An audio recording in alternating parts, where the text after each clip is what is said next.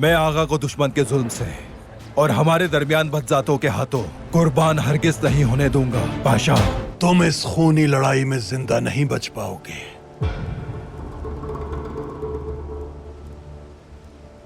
लेकिन अगर बहरी बेड़ा मेरे हवाले करके दस्तबरदार हो जाओ जजीरे से, तो जान बख्श दूंगा मैं। गैब्रियल,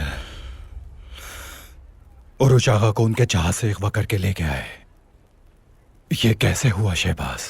हम उरुच को उनके हवाले किस जगह पर करेंगे? कहीं भी नहीं। उनका नाइब होने की हैसियत से ऐसा नहीं होने दूंगा मैं। अगर तुम नाइब हो उसके, तो फिर तुम यहीं कयाम करोगे, वरना तुमसे कैलिमस ले लूंगा मैं। तुम्हें ऐसा हरगिज नहीं करने देंगे हम।